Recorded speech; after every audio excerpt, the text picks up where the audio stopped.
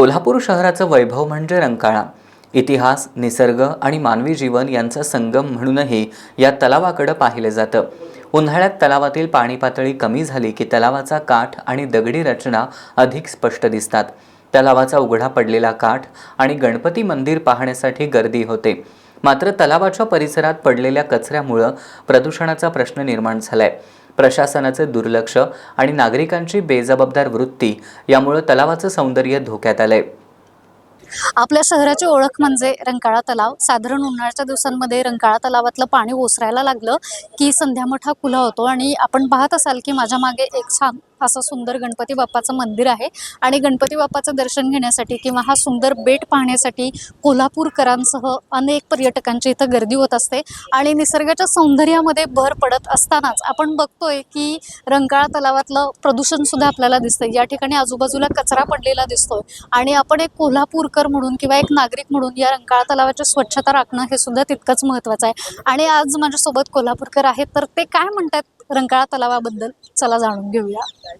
संध्याकाळच्या वेळी चौपाटीवर होणारी गर्दी, खाद्यपदार्थांचा आस्वाद घेणारे पर्यटक आणि बोटिंगचा आनंद लुटणारी मुलं, हे चित्र सुखावह नक्कीच आहे.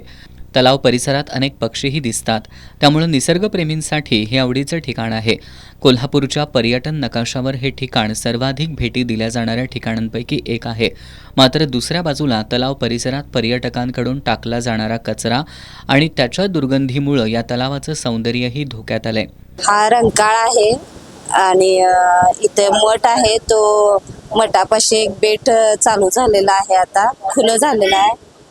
सगळी माणसं इथं बघायला येत आहेत आणि त्या माणसांना म्हणजे दिसत नाहीत की आजूबाजूला इतका कचरा आहे आणि तो कचरा होऊ नये याकडे थोडं लक्ष दिलं पाहिजे.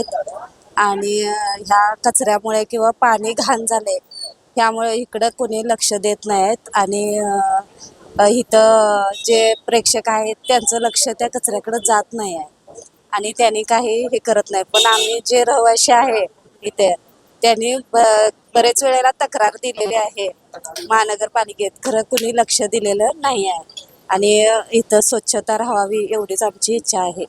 माझं नाव अबिरा आहे. मी इकडे इस्लामपूरवरनं आली आहे रंकाळा पाहायला.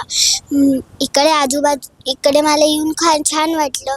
इकडे आजूबाजूला कचरा आहे म्हणून मला कशी तरी वाटतंय. तुम्ही काळजी घ्या, इकडे कचरा नाही होणार. हा तलाव केवळ जलसाठा नसून कोल्हापूरचा इतिहास, पर्यटन आणि सांस्कृतिक ओळखीचा महत्त्वाचा वारसा आहे.